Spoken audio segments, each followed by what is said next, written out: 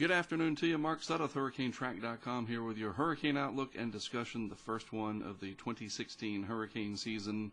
It's the East Pacific hurricane season beginning today. Not quite the Atlantic Basin, that's still another couple of weeks away.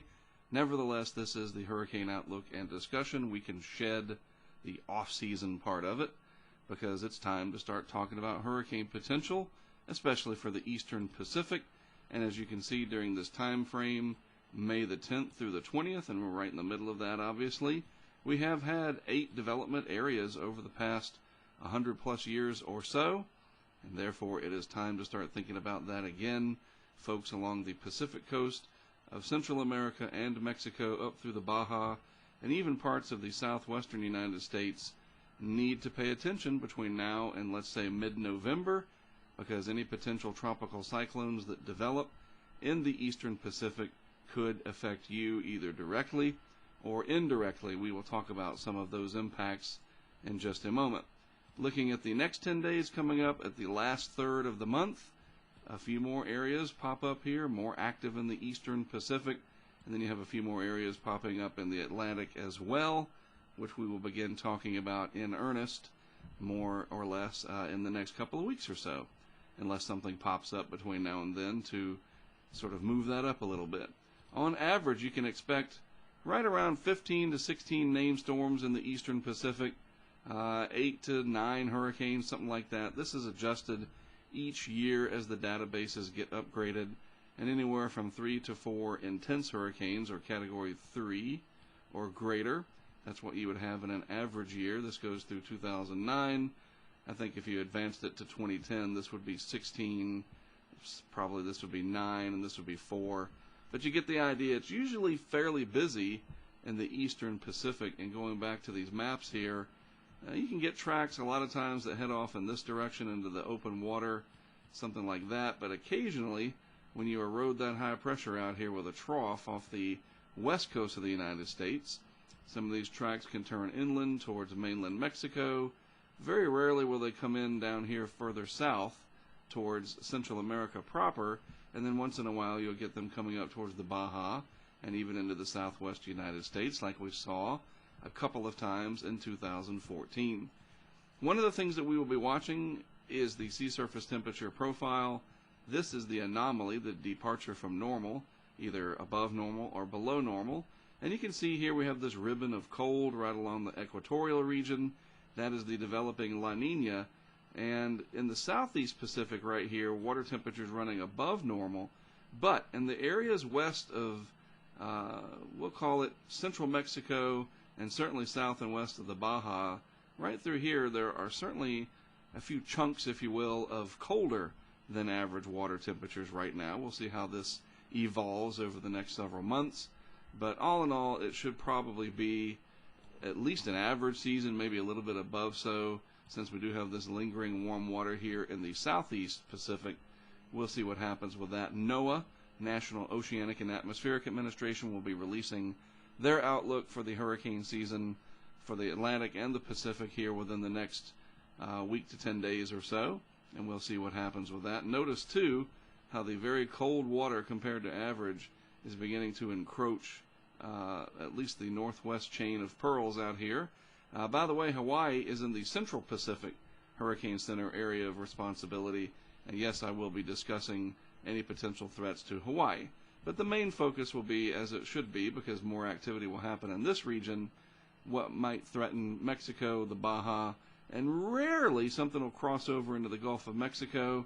One last sort of look at this. Last year, Hurricane Patricia made landfall in Mexico as a very strong, almost Category 5 hurricane, and the remnants moved up into the northwest Gulf of Mexico and brought flooding rain, tropical storm conditions.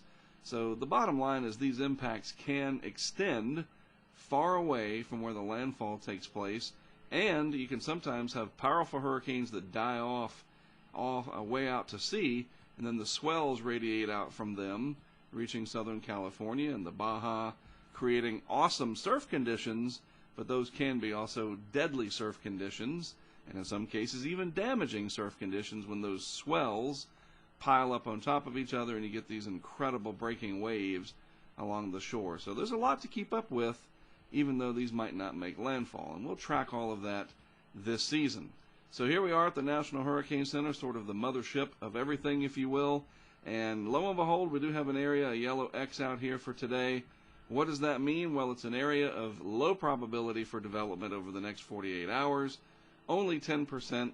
It's just an area of low pressure sitting out in the Pacific Ocean here. We can look at that on satellite picture. Very disorganized overall. Low chance of development. There's too much upper level wind going against this system. And remember, I showed you water temperatures out here, probably marginal at best, and some pockets of cooler than normal water. So even though we do have an area of interest, it's not going to do anything in all likelihood. A 90% chance over the next 2 days that nothing becomes of it. So that's good news. It is also Hurricane Preparedness and Awareness Week for the United States, and that should extend everywhere across the Atlantic Basin. National Hurricane Preparedness Week is what is officially called, I do believe. And this is a nice graphic here. I like this from the National Weather Service and NOAA. 5 things to know about. A nice little place card, if you will. Storm surge is really the #1 killer. And you think about water, if the water can carve out the Grand Canyon, imagine what it can do to your place and you personally. So respect the storm surge. Know about your risk to it. Winds gets the big headlines usually. They say hurricane so-and-so, top winds 140 miles per hour. Yeah, well, the water I would be more concerned about than the wind from a personal perspective.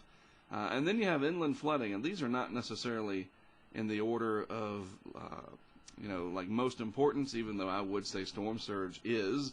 It just depends on what's happening with the system affecting you. Sometimes, number 3 here, inland flooding can be the big impact. You think about Allison in 2001 in the Houston area, and last year with Tropical Storm Erica down in Dominica. This was a big problem, and unfortunately number 3 here, even though it was an island, inland over the island, it certainly caused flooding and unfortunately tragic loss of life. Hurricanes, tropical storms, and even the remnants of them also produce tornadoes and downburst winds. So that's separate just from the regular gusty and sustained winds of number 2 here. So you have to watch out for number 4, tornadoes, etc. And then I like that they added sort of a 5th category here, this 5th element, if you will, the rip currents and waves. So a hurricane can be passing between the East Coast and Bermuda, safely between the 2 areas, kind of splitting the goalposts, and you get these strong sets of swells coming in, and everybody goes to the beach to enjoy that. And unfortunately, it seems to always result in injury and or loss of life each year, because that's a lot of energy in the water that's coming into the shore with these big breaking waves, and you get a lot of spinal cord injuries, and unfortunately you get drownings. People get pulled out in rip currents. And so really this card is important. So, kind of think about these things as we talk about Hurricane Preparedness Week. It's not just about the wind and the category and what you see on television. You got 5 different weapons, so to speak, that tropical cyclones can hit you with, and they don't even have to make landfall to get you with one or more of those weapons. So do keep that in mind. It's not hype. It's just talking about the reality that these are the greatest storms on Earth overall. For pound, the energy that they pack and what they do for destruction and the historic nature of how hurricanes have impacted history. If you think that it's hyping it up and talking about hurricanes too much, then I think that's just the equivalent of burying your head in the sand and ignoring a problem and hoping that it'll go away. And just remember, hope by itself is not a planning tool. There's my 2 cents for today. All right, well, that's a look at the tropics, and I'll be back again tomorrow as we monitor what's going on in the eastern Pacific. When there's nothing forecast by any of the models to happen over a several-day time span, I will let you know on a particular day, and I'll say, hey, look, after today, probably won't have anything for a few days, and then I'll take those few days off. In other words, if there's nothing to talk about, we really won't talk about much. Occasionally I'll use the opportunity to do some education, talk about a few things that maybe would be interesting, but when it gets into those stretches where it's just going to be 5 or 6 days of nothing, why beat a dead horse? We'll talk about things when they're relevant. Make sense? Very good. Have a good rest of your Sunday. Thanks as always for tuning in. I am Mark Sudduth for HurricaneTrack.com. I'll talk to you again tomorrow.